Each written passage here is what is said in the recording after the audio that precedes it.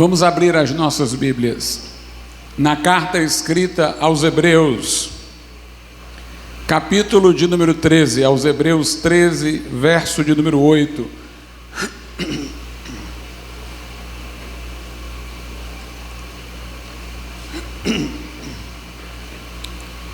Aos Hebreus 13, verso 8, um texto muito caro aos primitivos pentecostais.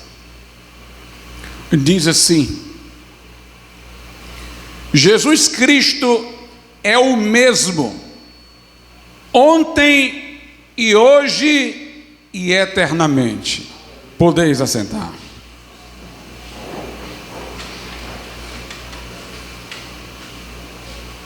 Meus amados irmãos, quando aproximava-se o tempo de Jesus ser crucificado, e ele preparava os discípulos para a sua ausência, não só entre a sua morte e ressurreição, mas depois da sua ascensão, vendo que os discípulos estavam ansiosos por conta disso, em João 14, Jesus disse: não se turbe o vosso coração, credes em Deus, crede também em mim.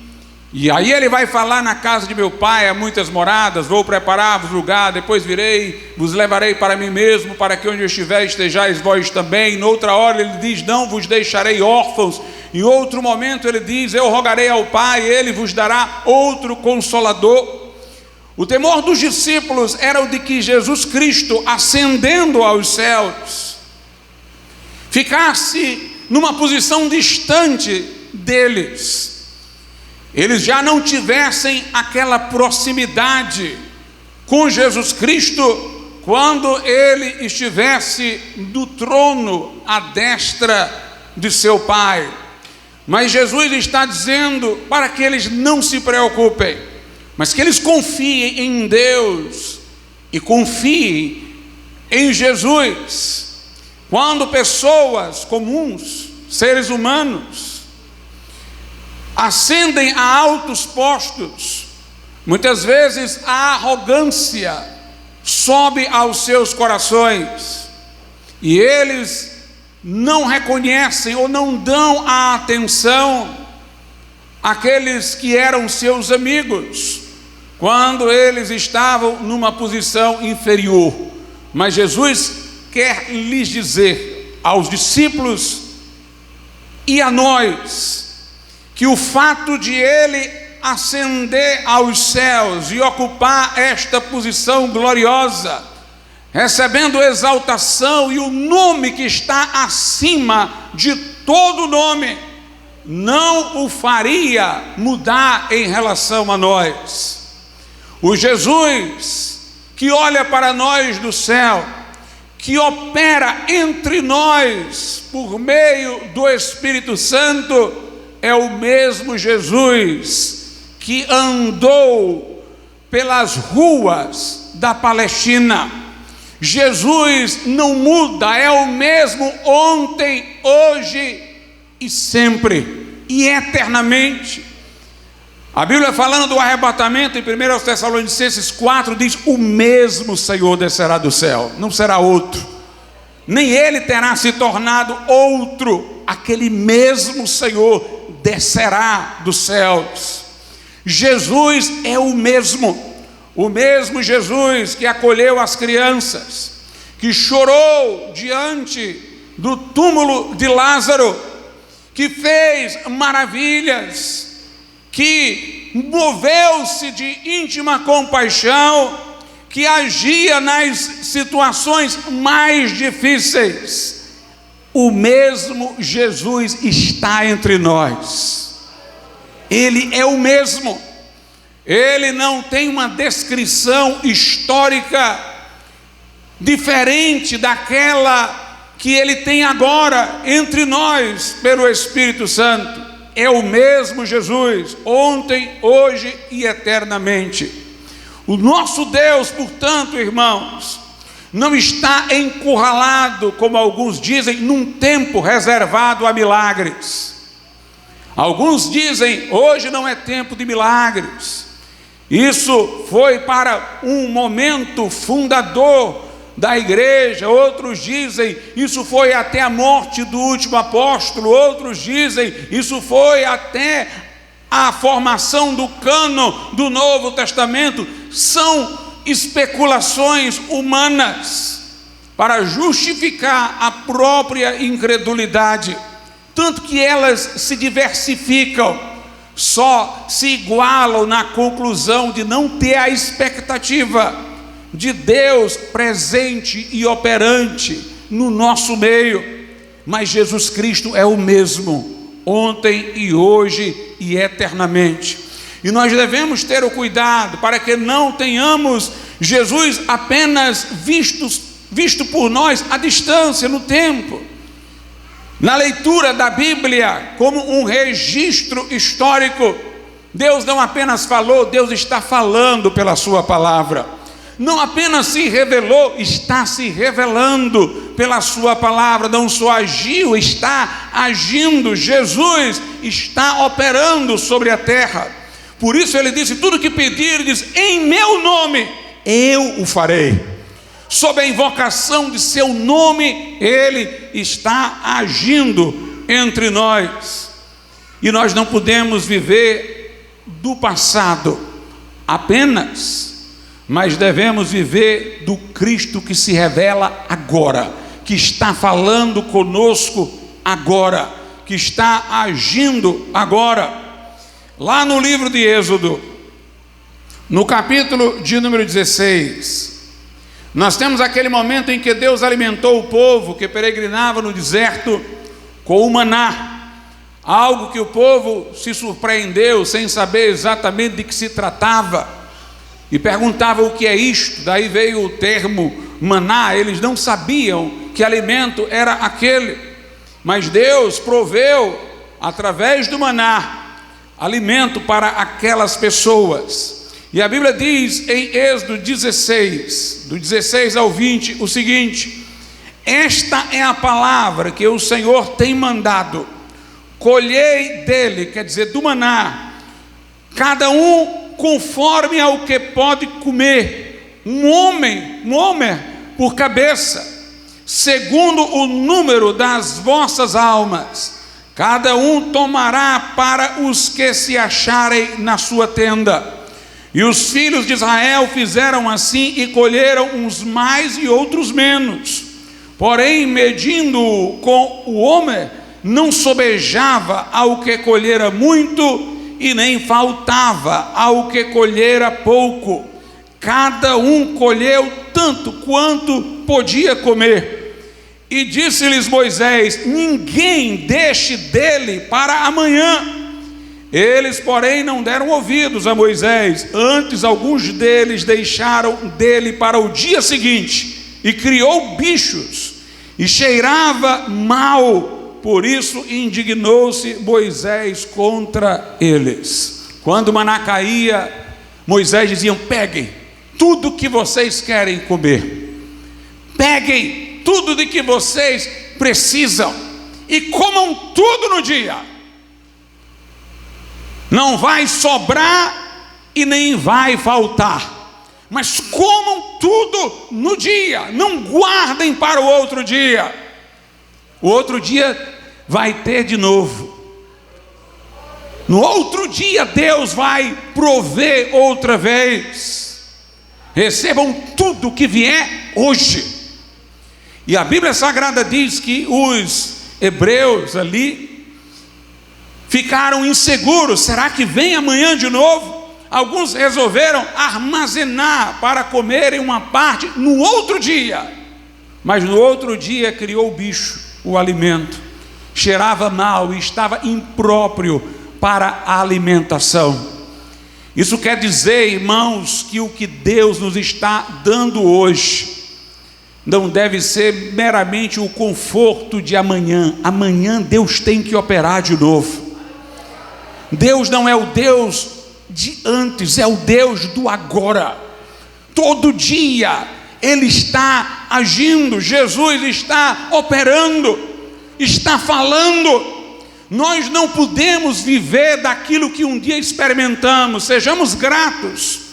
A leitura das histórias de avivamentos tem gerado novos avivamentos. É bom que leiamos, é bom que saibamos. Devemos reconhecer o que Deus já fez. Mas a nossa oração tem que ser: faz de novo, Senhor. Faz hoje. Faz agora. Opera agora. A Bíblia Sagrada diz que quando Satanás no deserto disse a Jesus: se tu és filho de Deus, converte estas pedras em pães, Jesus o refutou, citando a Escritura, dizendo: está escrito, nem só de pão viverá o homem, mas de toda a palavra que sai da boca de Deus. O que eu quero que você atente é para o tempo verbal.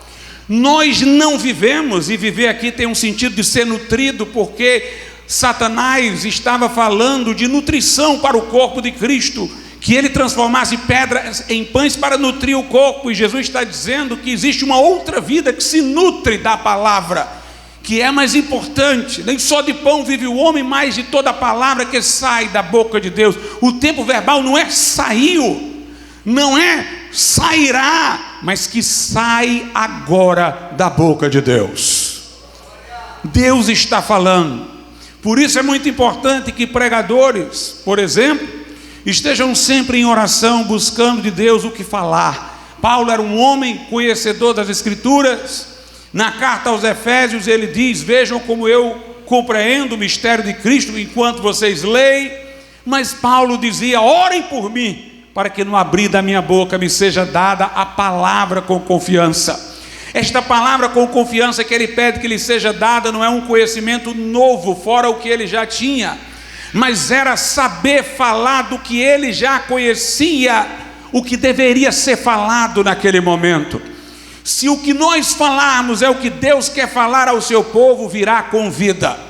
Aquele texto que diz: a minha palavra não voltará vazia, não quer dizer que qualquer pessoa que abra a Bíblia e pregue de qualquer jeito estará podendo dizer: eu falei a palavra e ela não volta vazia, porque o texto continua: a minha palavra não voltará vazia, mas cumprirá aquilo para o que foi enviada. Então a questão é saber se o que você está dizendo é a palavra que Deus está enviando naquele momento, está enviando a sua boca, ao seu pensamento, para dizer naquele momento. Nós temos que viver sempre nessa sensibilidade, para sabermos da Escritura o que deve ser trazido à boca, o que deve ser dito.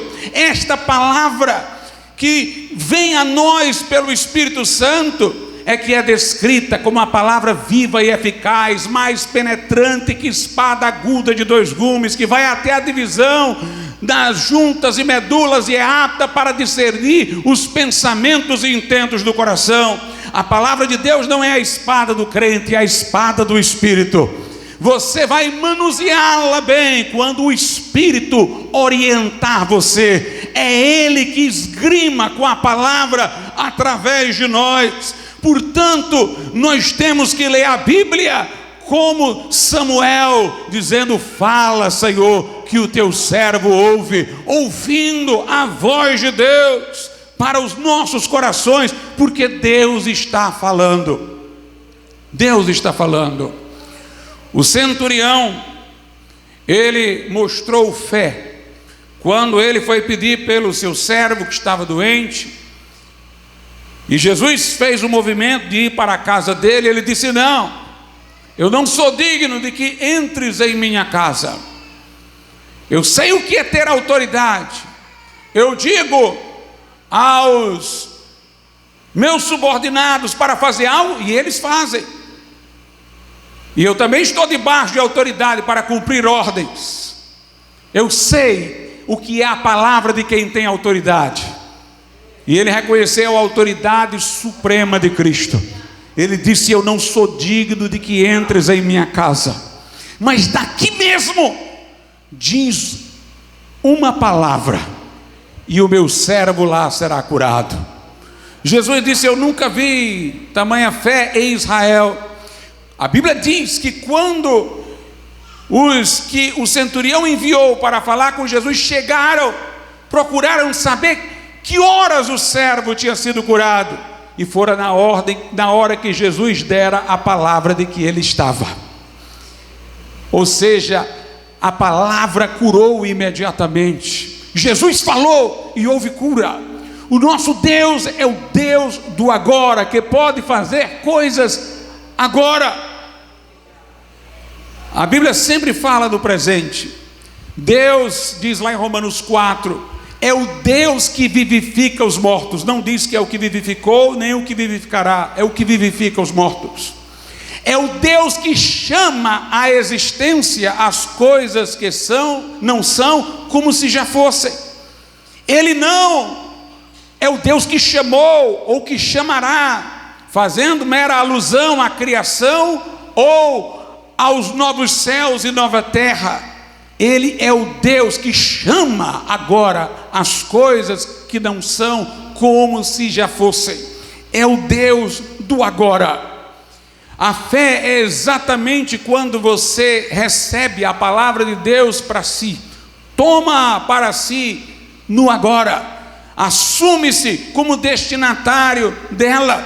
Hebreus 11 diz que a fé é o firme fundamento das coisas que se esperam, que se não veem.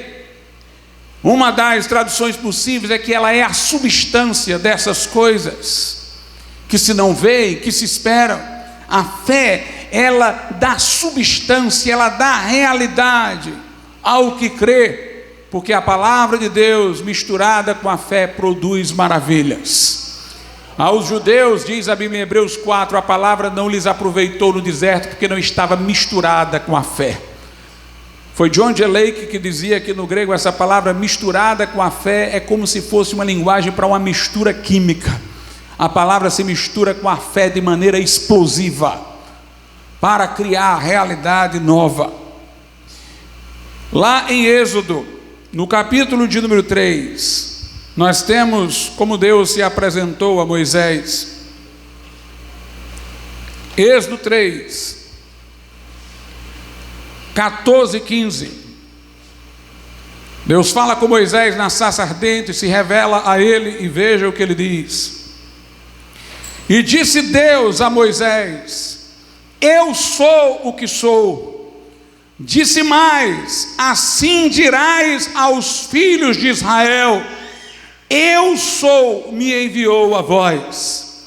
E Deus disse mais a Moisés: assim dirás aos filhos de Israel: o Senhor Deus de vossos pais, o Deus de Abraão, o Deus de Isaque, o Deus de Jacó, me enviou a vós. Este é o meu nome eternamente, e este é o meu memorial de geração em geração. O povo de Israel, escravizado no Egito, gemendo em grande aflição, clamava a Deus. Deus diz que ouviu os gemidos do povo, mas quando eles oravam a Deus, eles se referiam a Deus como o Deus de Abraão, de Isaque e de Jacó, e o é, mas note, dos antepassados, o Deus dos antepassados, o Deus dos patriarcas da nação. Chamar a Deus dessa maneira é certo e correto em função das promessas que ele fez e reiterou nestas 3 gerações. Mas poderia levar aquele povo a pensar que Deus apenas se revelara a Abraão, a Isaque, a Jacó, mas não a eles naquele momento. E Deus diz a Moisés, quando Moisés diz: com que nome eu te apresentarei ao povo? Deus diz ao povo que eu sou o que sou. Diz ao povo que o eu sou te enviou. E agora é com este nome que eu serei conhecido eternamente, de geração em geração. Note, não é o eu fui, não é o eu serei, eu sou. Ele não apenas é o Deus de Abraão, de Isaque e de Jacó, não apenas o Deus dos patriarcas, o Deus dos antepassados, ele é o Deus do agora, ele é o eu sou. o eu sou. Lá em Apocalipse, nós temos uma passagem que mostra até as implicações metafísicas dessa afirmação de Deus. Quer dizer que para Deus, irmãos, não existe passado, presente e futuro, tudo lhe é patente, tudo lhe é um eterno agora. O passado e presente e futuro estão diante dele, agora mesmo, eternamente. Nada escapou das suas mãos para ser passado, e nada lhe virá como se não estivesse na sua mão, como se fosse futuro. Tudo está agora, ao mesmo tempo em suas mãos. Ele é o Deus do agora. Em Apocalipse, capítulo de número 1, a Bíblia Sagrada diz no verso 4: João às 7 igrejas que estão na Ásia, graça e paz seja convosco da parte daquele que é, e que era, e que há de vir, e da dos 7 espíritos que estão diante do seu trono. Note, Deus não diz que a saudação é da parte do que era, começando pelo passado, do que é e do que há de vir, parecendo que ele tem 3 tempos, passado, presente e futuro. Diz que a saudação é daquele que é presente.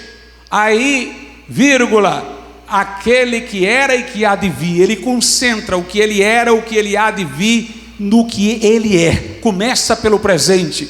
É querendo dizer que o que ele era e o que há de vir está tudo no que ele é, no seu eterno presente. O Deus a quem servimos é o Deus do hoje, é o Deus do agora.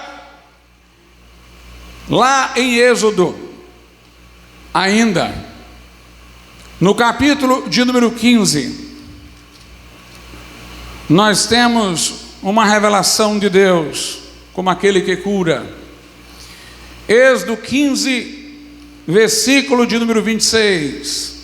E disse: se ouvires atento a voz do Senhor teu Deus.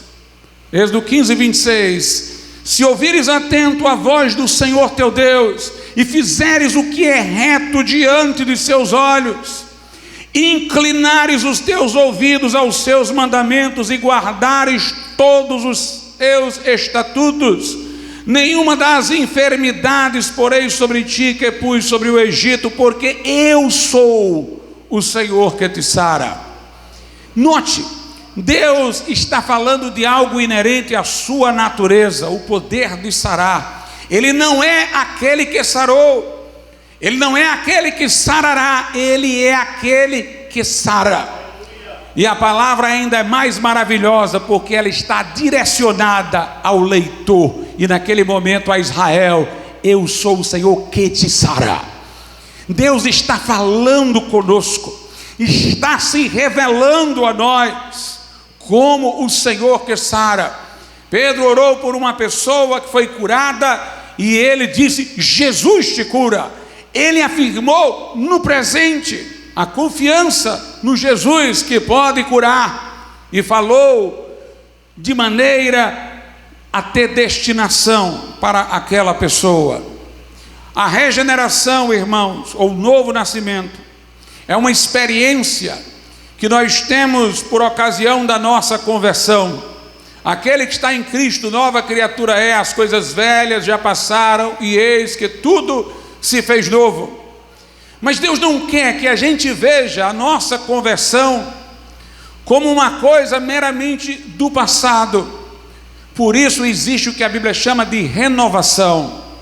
A renovação é a experiência cotidiana pela qual nós estamos assumindo o novo nascimento no poder do Espírito Santo todo dia, nos despindo do velho homem, nos revestindo do novo homem, assumindo quem somos, considerando-nos mortos ao pecado e vivos para Deus em Cristo Jesus.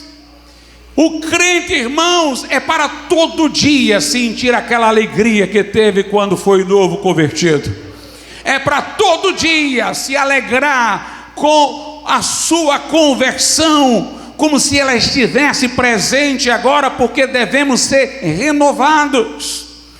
A Tito 3,5, Paulo diz: não por obras de justiça que houvéssemos feito, mas segundo a sua misericórdia, Ele nos salvou mediante o lavar da regeneração, que é uma vez, e da renovação, que é todo dia, pelo Espírito Santo. A Bíblia Sagrada nos diz, lá em Romanos, no capítulo de número 6, o seguinte: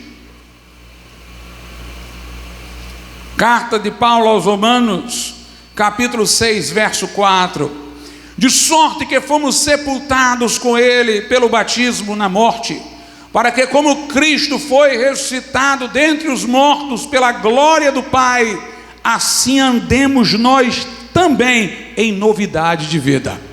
Eu tenho que andar diariamente numa vida nova, que é uma eterna novidade.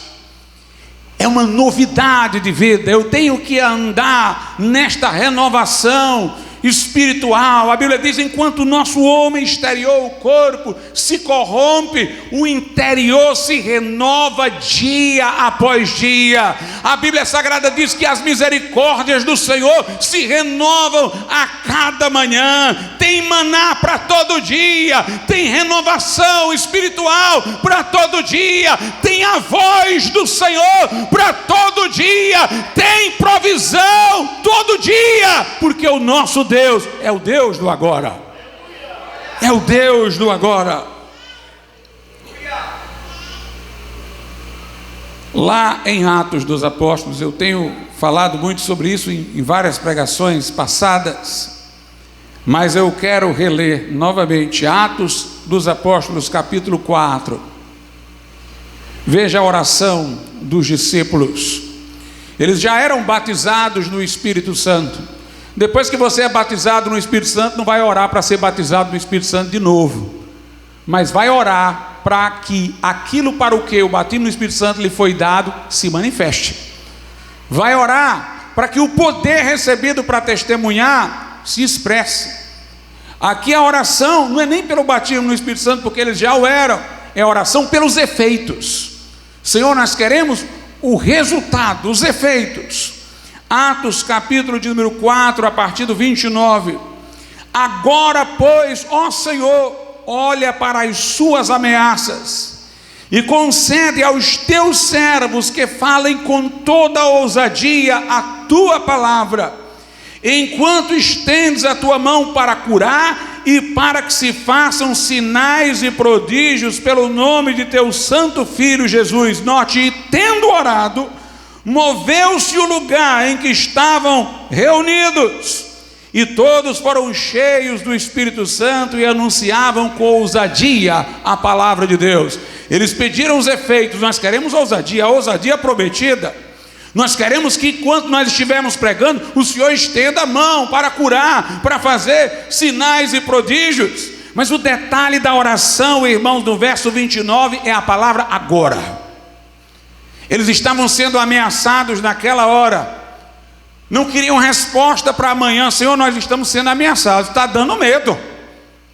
E nós queremos que, apesar das ameaças, a gente tenha a coragem prometida pelo batismo no Espírito Santo, pelo poder do teu Espírito Santo que está em nós. Então agora, porque é agora que eles estão ameaçando, é agora que nós estamos precisando, agora mesmo, Senhor, olha para as suas ameaças e concede aos teus servos que preguem com intrepidez a tua palavra enquanto estendes a mão para operar sinais e prodígios, curar. A Bíblia diz: e tendo eles orado, agora o lugar tremeu, foram cheios do Espírito Santo e pregavam com intrepidez a palavra de Deus.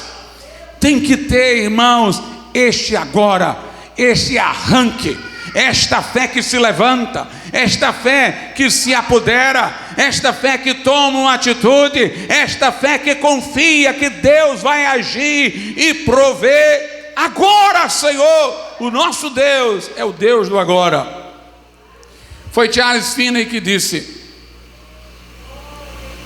que, ao se converter, ele frequentou uma igreja por bom tempo, e depois que ele foi batizado no Espírito Santo, começou a pregar e muita gente se converteu e houve um avivamento, ele pensou retrospectivamente, ele disse: eu não sei como é que eu não me desviei, tendo ido para aquela igreja ao me converter.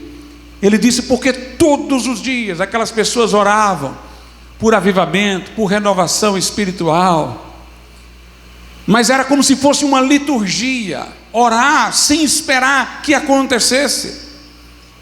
Nunca nada acontecia. E Finney disse: eu tenho uma ligeira suspeita que se Deus mandasse um avivamento, eles eram os primeiros a tomar um susto e sair correndo, porque eles pediam, mas eles não esperavam. Meus irmãos, se você vai pedir, creia, vá pedir para receber. Quem pede, recebe. Quem busca, acha. Quem bate, abre-se-lhe-á. Peça para receber. Nós temos que orar por um avivamento, crendo no avivamento. Nós temos que orar pelo poder de Deus, crendo no poder de Deus. Pedro, para poder conscientizar os que se compungiram no dia de Pentecoste, e que ele disse que deveriam se arrepender, confessar o nome de Jesus e serem batizados, de que eles também eram destinatários da promessa de Joel, Pedro disse: esta promessa diz respeito a vós, é para vocês, aos vossos filhos, aos que estão longe, a tantos quanto Deus, nosso Senhor, chamar. É para agora, é para você, é para nós. É preciso a fé no Deus que opera agora. Há muita gente que vive das lembranças de quando foi batizado no Espírito Santo, era novo convertido, fazia a obra de Deus, mas agora ele enferrujou, mofou, não tem mais uma renovação do poder de Deus em sua vida, e lembra do que já passou e fala, mas não tem mais a atualidade. Na atualidade só resta a secura. Nós temos que buscar de Deus, irmãos, uma unção renovada.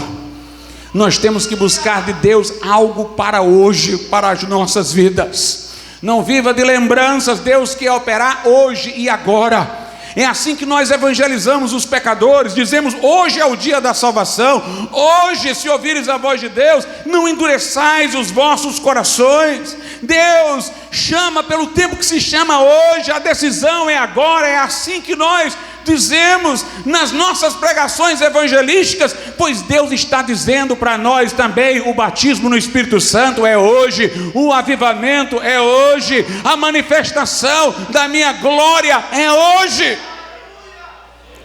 Lá no livro de Salmos, capítulo de número 92,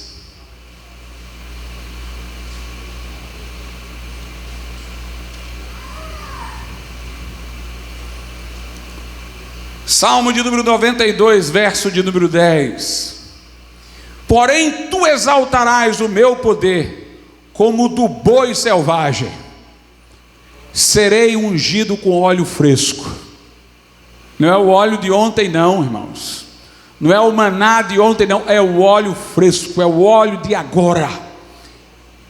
Aqui o salmista diz: tu vai me exaltar com poder, e eu vou ser como um boi selvagem, porque eu vou ser ungido com óleo fresco, recente, agora.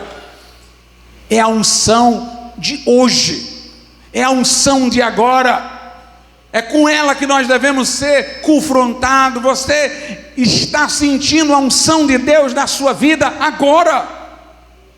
Lá na segunda carta de Paulo a Timóteo, capítulo de número 1, versículos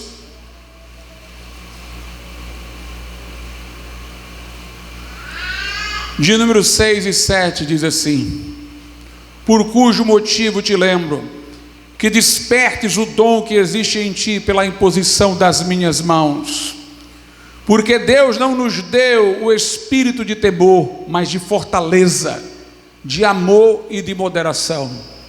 Há uma grande discussão se o dom de Deus aqui é o batismo no Espírito Santo, que ele tenha recebido quando Paulo lhes impôs as mãos, ou se é o dom de pastor, é a sua ordenação, ligado ao seu ofício. Eu não vejo, irmãos, problema em conciliar estas duas interpretações, porque quando você recebe o batismo no Espírito Santo, você recebe para fazer aquilo para o que foi chamado. O dom de pastor de Timóteo era a capacitação do batismo no Espírito Santo para a realização do seu pastorado. E aqui está dito assim: por cujo motivo te lembro que despertes, avives, no original, que abane o fogo. Abane o fogo do dom que há em ti. É preciso despertar o que está lá dentro, a capacitação recebida. Note que Paulo quer um arranque de Timóteo, porque ele diz no verso 7: Deus não nos deu o espírito de covardia, o espírito de temor, de encolhimento, de acuamento. Deus nos deu o espírito de fortaleza, de amor e de moderação. Desperta o dom que há em ti, desperta o que tu recebeste, reacende o fogo dentro de ti. É preciso que nós tenhamos, irmãos, o fogo ardendo em nossas vidas hoje, agora. Paulo diz aos Tessalonicenses: não apagueis o fogo do Espírito Santo. É agora. Há pessoas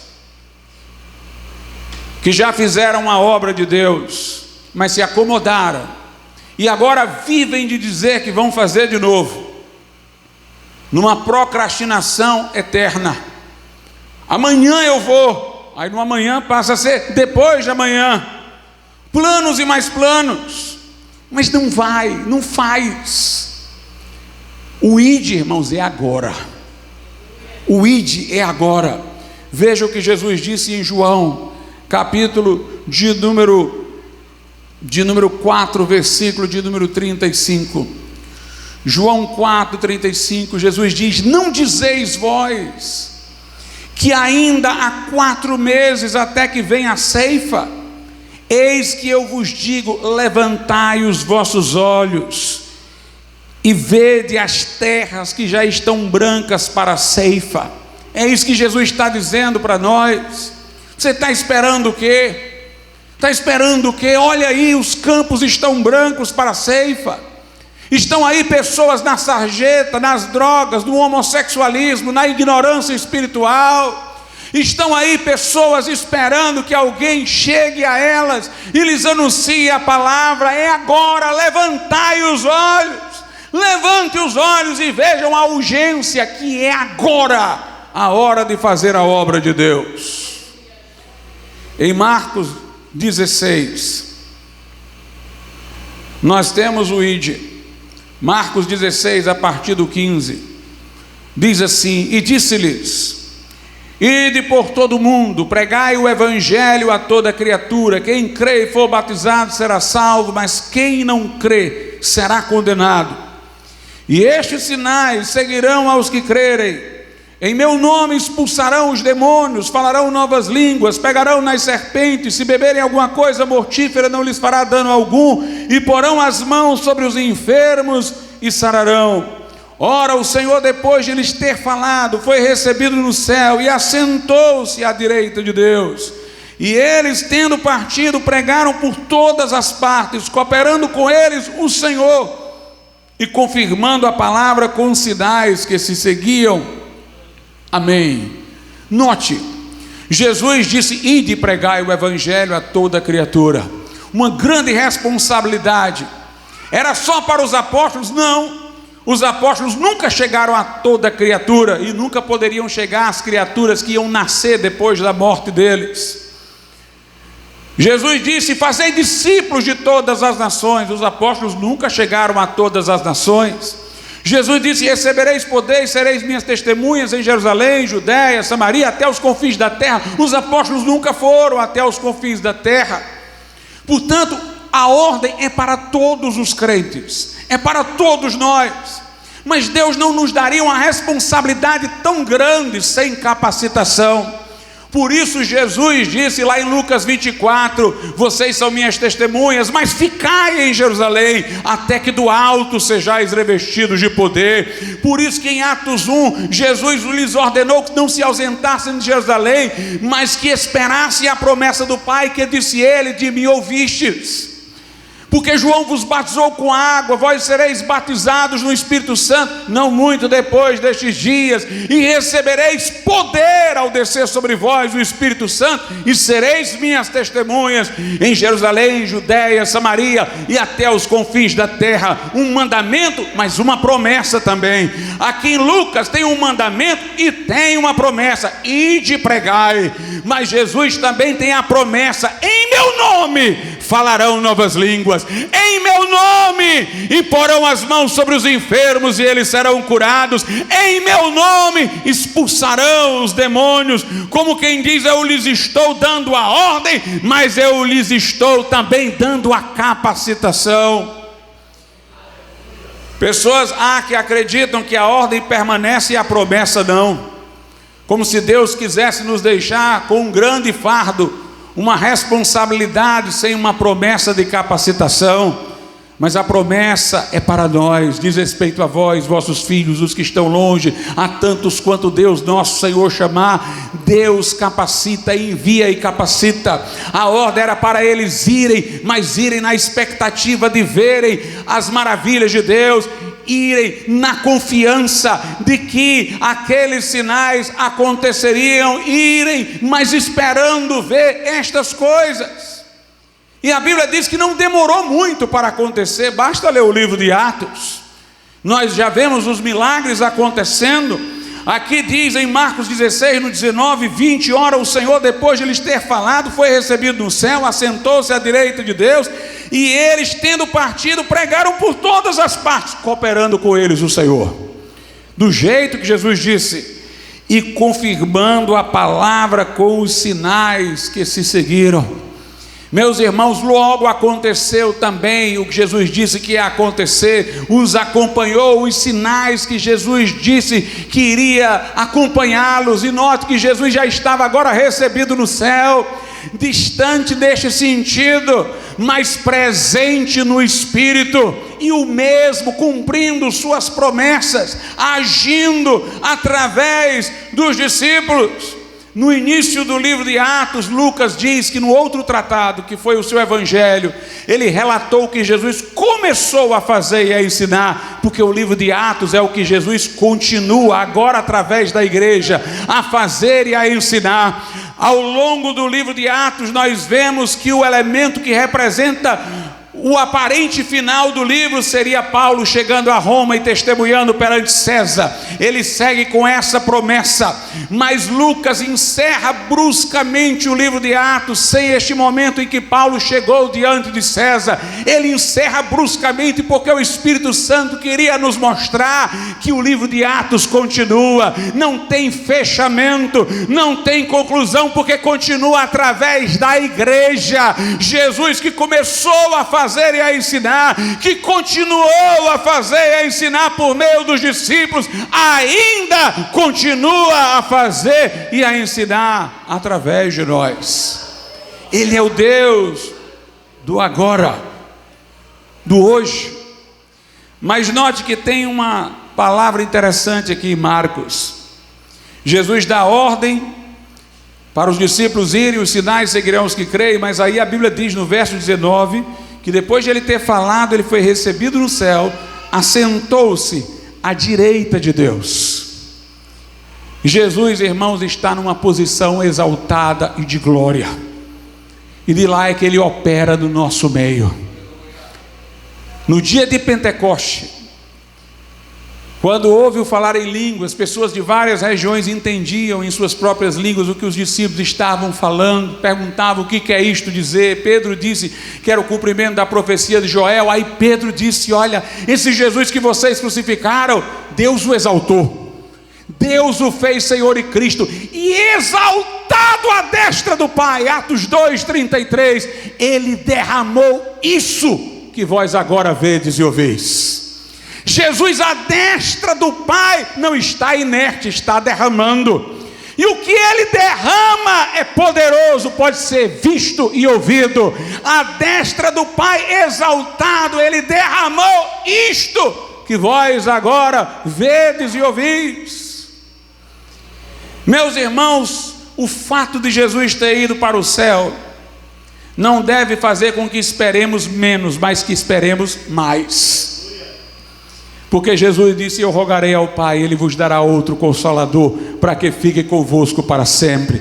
O Espírito da verdade, que o mundo não pode receber, porque não vê nem o conhece, mas vós o conheceis, porque habita convosco e estará em vós. Em João 14, Jesus diz: aquele que crê em mim fará obras maiores do que aquelas que eu tenho feito, porque eu vou para o Pai. Quer dizer, eu ir para o Pai vai aumentar os recursos de vocês, o Consolador virá, vocês vão fazer coisas gloriosas em amplitude maior, porque eu vou estar lá intercedendo por vocês. Jesus está lá por nós, Jesus está lá para nós, Jesus está lá, irmãos, para que nós saibamos que a gente pode ir contra quem vier, porque aquele que tem toda a autoridade no céu e na terra é que nos comissionou. Em Mateus, Jesus diz primeiro: toda autoridade me foi dada no céu e na terra, portanto fazei discípulo de todas as nações.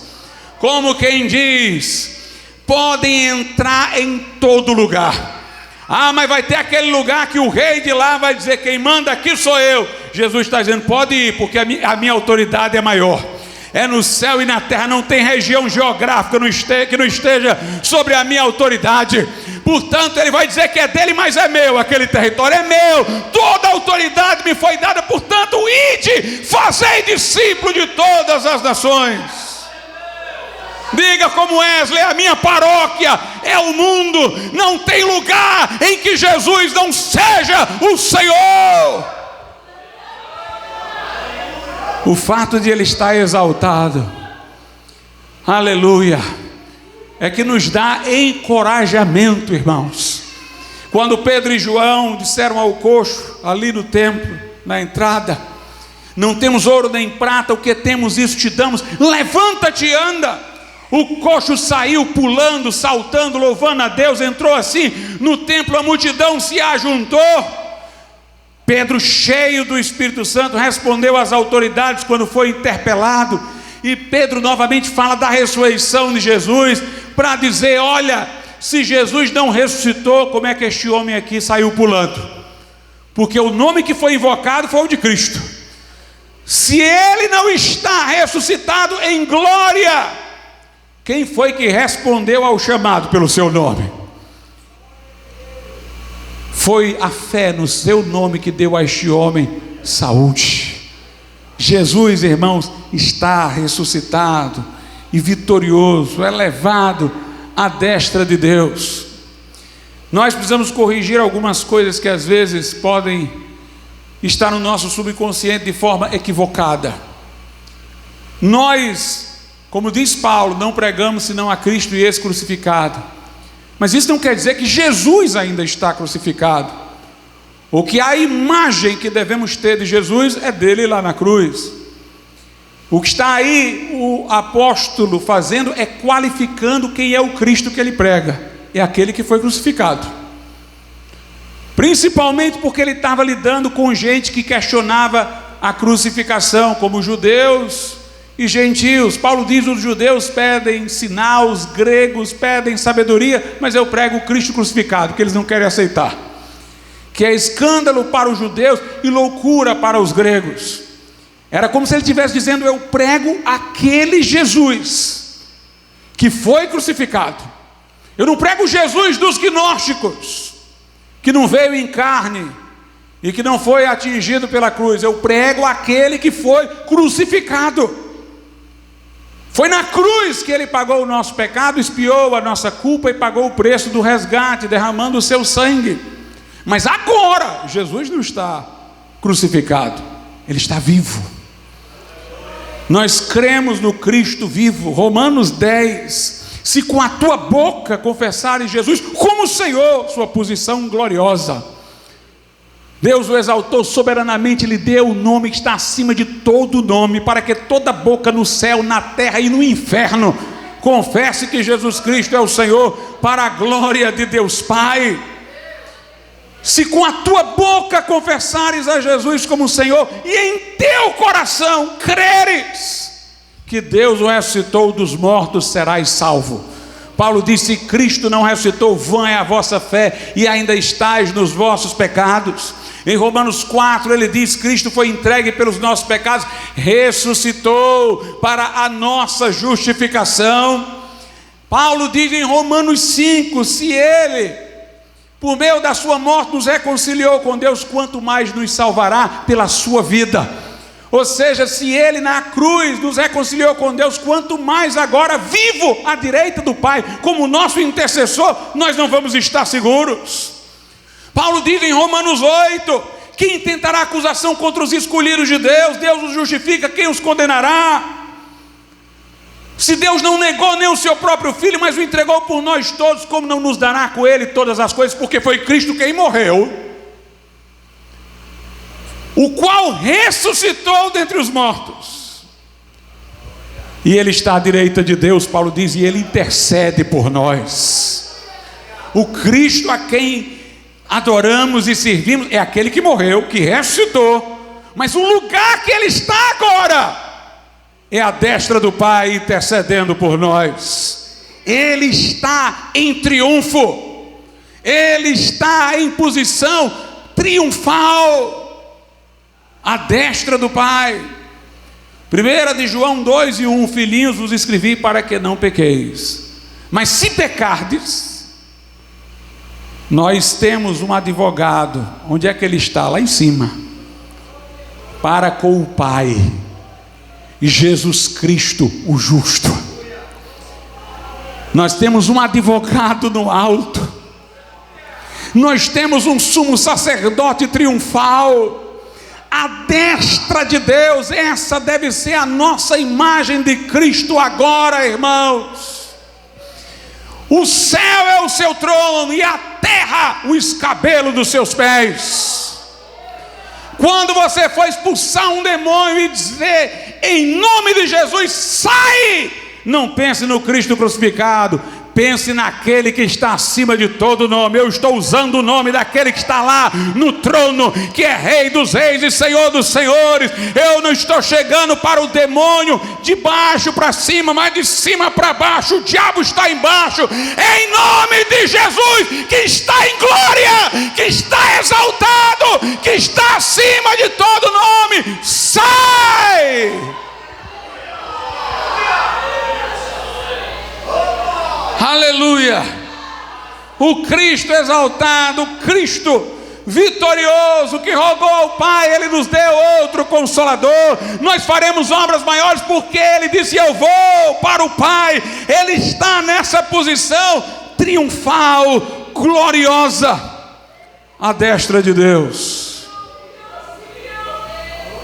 Tem um padre aí, muito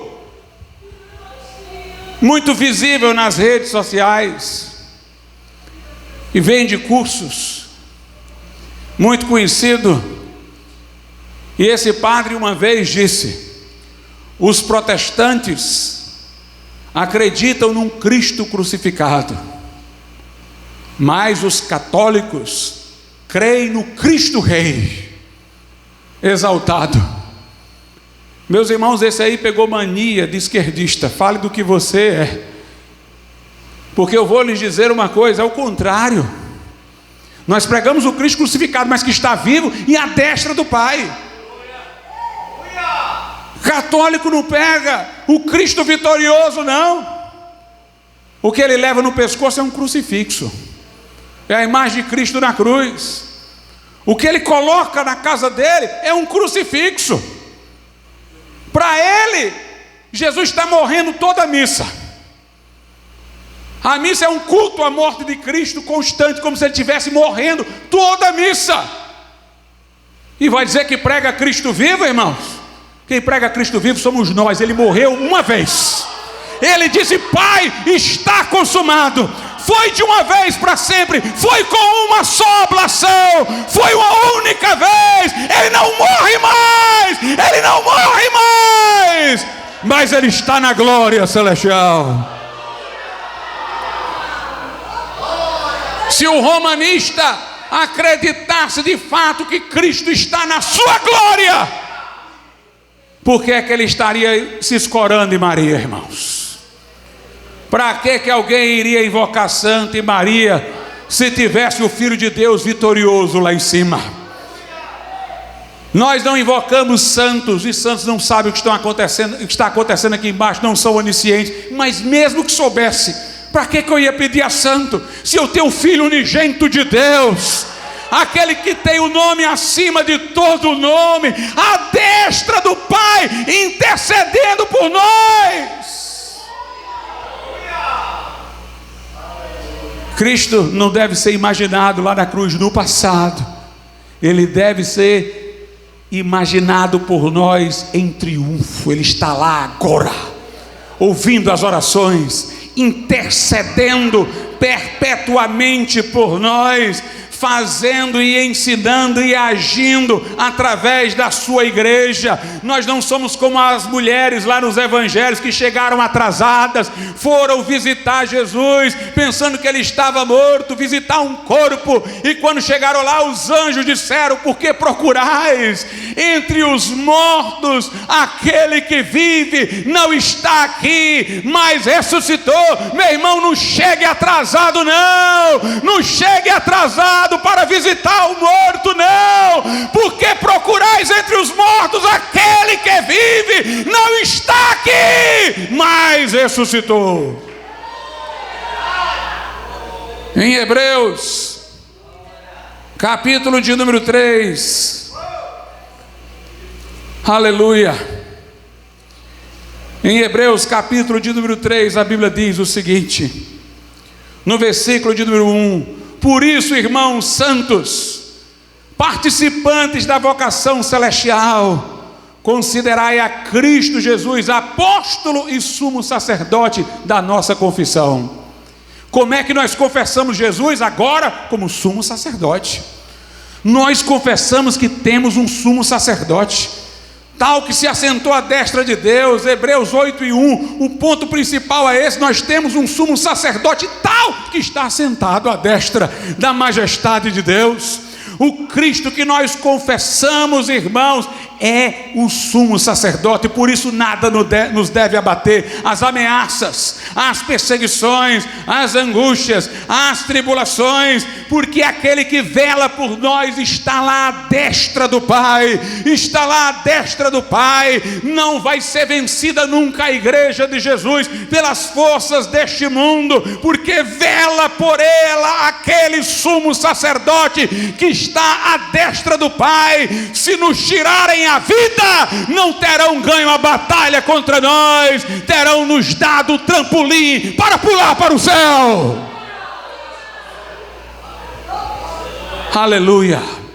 Temos um sumo sacerdote para com o Pai, Jesus Cristo justo.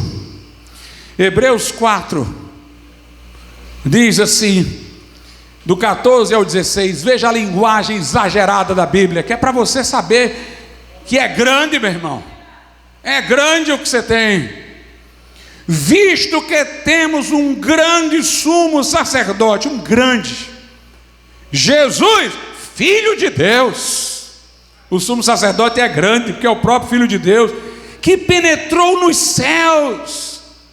Retenhamos firmemente a nossa confissão. Seja firme, porque o teu sumo sacerdote é grande.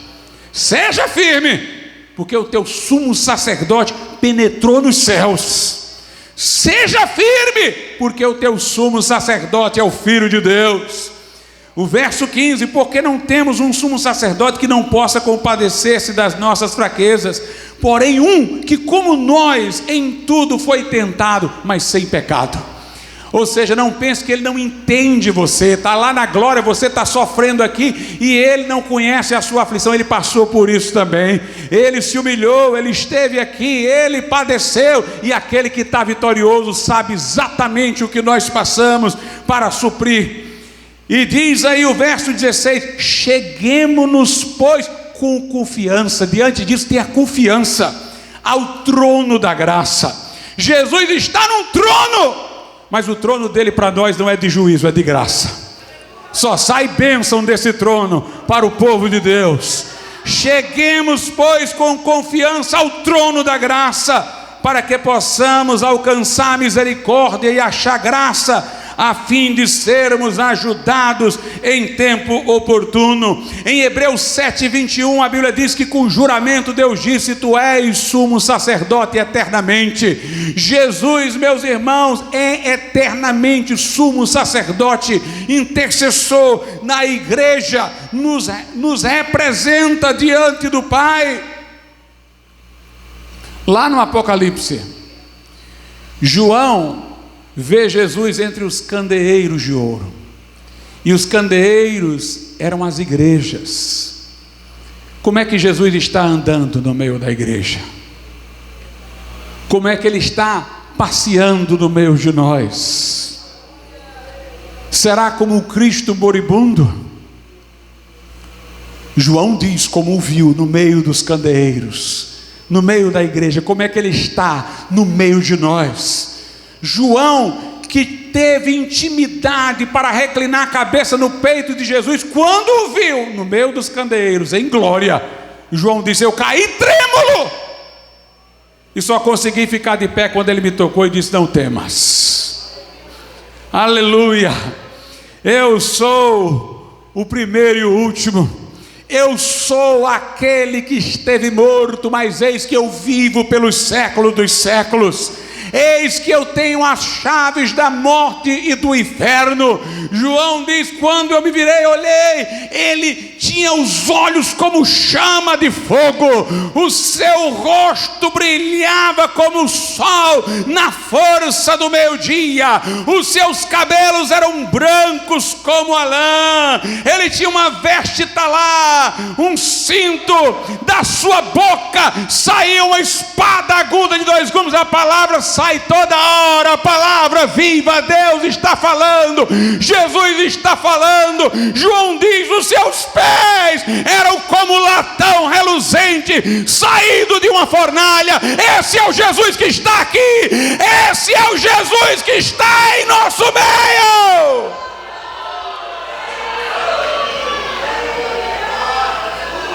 Aleluia. O Jesus do agora, que opera agora. Lá em Juízes, nós aprendemos com Gideão. Juízes 6, a partir do 11. Então o anjo do Senhor veio e assentou-se debaixo do carvalho que está em Ofra, que pertencia a Joás, a Biesrita.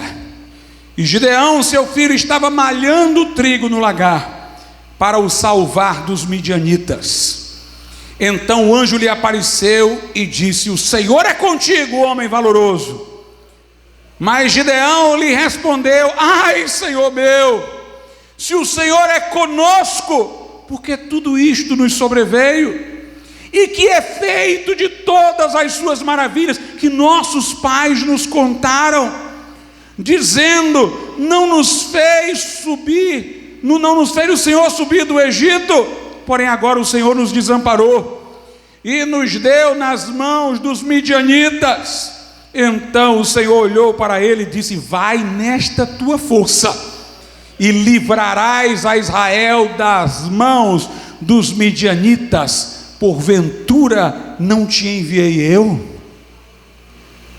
Porque Gideão era homem valoroso, porque Gideão era o homem certo para essa missão, porque era um homem satisfeito. O anjo apareceu e disse: homem valoroso, o Senhor é contigo. Gideão disse: como é que pode? Que negócio é esse? Cadê aquelas histórias do passado?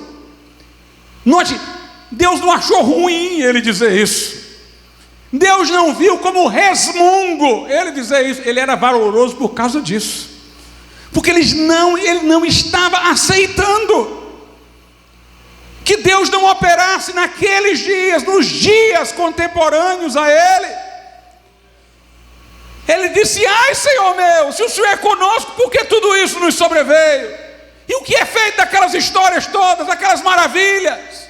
Então, tudo no passado, os nossos pais nos contavam que Deus fez subir o povo do Egito, abriu o mar vermelho, afogou o faraó, mandou o maná para alimentar o povo, fez água sair de pedra, abriu o Jordão. Cadê aquelas histórias?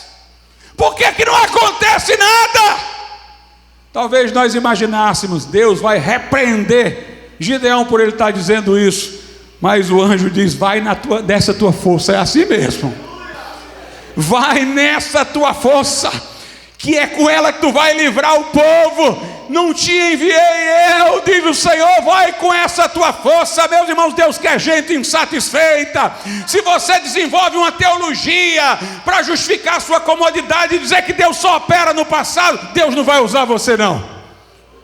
Ah, é porque naquele tempo, é porque só naquele tempo, é porque ele tinha apóstolo, é porque não sei o que. Deus não vai usar você não. Se você diz isso é só para tempos assim, muito remotos, não é para hoje, Deus não vai usar não. Agora, se você está se descabelando, se você está dando um soco na parede, dizendo: o que é isso? O que é isso? Nossos pais nos contaram, disseram que o Senhor fazia isso. Eu não estou vendo nada. Deus vai dizer: vai nessa tua força. Vai nessa tua força. Deus vai começar a agir quando tiver aqui uma multidão de incomodados. Quando tiver gente aí que não consegue mais dormir de noite: Senhor, estou lendo aqui a história desses avivamentos, Senhor, tem que ser para hoje. Senhor, por que isso aqui não acontece? Senhor, por que os irmãos contavam que tinha isso e não está acontecendo? Senhor, eu vou orar, eu vou jejuar. Senhor, eu não me conformo, eu não me conformo. Este aí entendeu que Deus não é o eu fui, Deus não é o eu será, Deus é o eu sou, é o Deus do agora. É o Deus do agora. Vamos ficar de pé.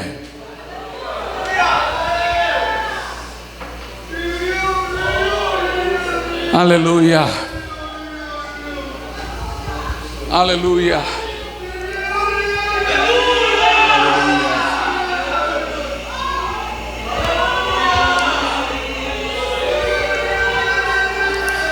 Irmão Fabiano, quando houver maior perseverança na doutrina que Jesus deixou,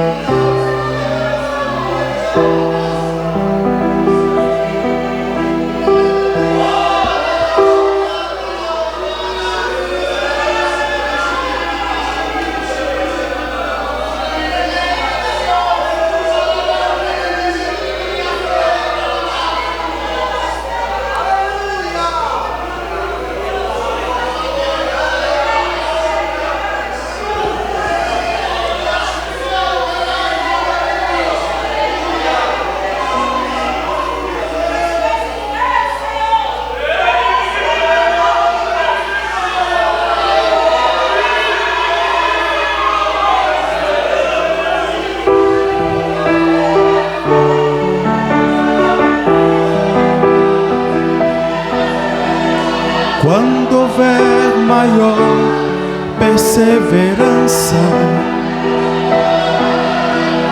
na doutrina que Jesus deixou, quando houver sincera comunhão e entre nós houver maior amor, quando houver temor em cada alma, além dos sinais que vão surgir, a nossa igreja terá sido avivada e o mundo inteiro eu sei, vai reagir. Oh, desperta, Senhor, esta igreja que compraste para ti. Com teu puro e santo amor,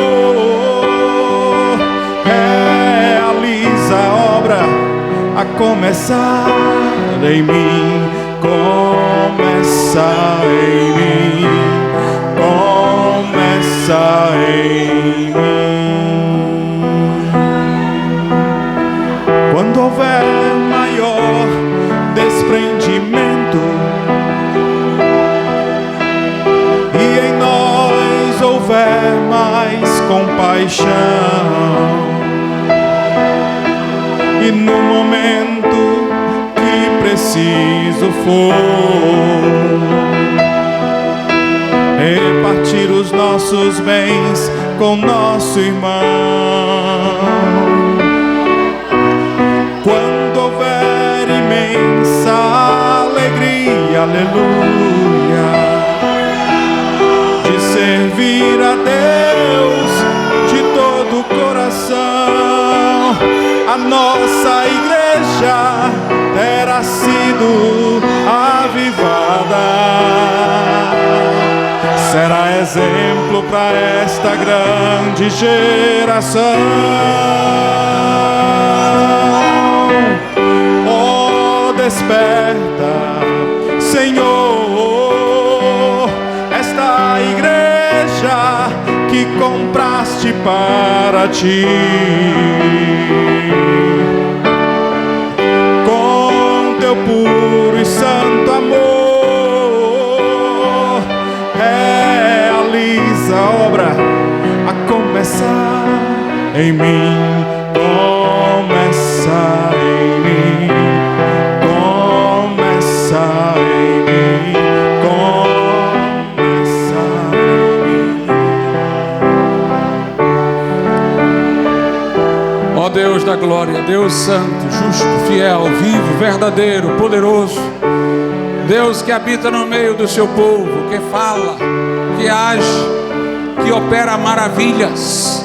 Senhor, nós não queremos viver do passado, Senhor, porque Tu és o Deus presente, porque Jesus intercede por nós agora. Dá-nos, meu Deus, a fé que se apropria das Tuas promessas. Dá-nos, meu Deus, uma posição, meu Deus, a ser assumida, Senhor, que busquemos, que clamemos, que esperemos, que recebamos, ó Pai, e que vejamos as Tuas maravilhas em nosso tempo, e que Teu nome seja exaltado. Desperta entre nós o espírito de oração e de súplica, que é o começo de tudo, a inquietação, a insatisfação, o anelo, a busca, a sede, o clamor, Senhor, a perseverança em oração, até que a terra estremeça e o nome do Senhor prevaleça. Ó Deus, faz maravilhas agora mesmo, batiza no Espírito Santo, agora mesmo cura as enfermidades, agora mesmo renova espiritualmente, agora mesmo quebranta, agora mesmo leva a confissão do erro que tem que ser abandonado, agora mesmo concede dons espirituais, agora mesmo, Senhor, fala ao coração de cada um. Nós te pedimos em nome de Jesus. Amém, Senhor, e amém. Convido o pastor Edmilson para orar.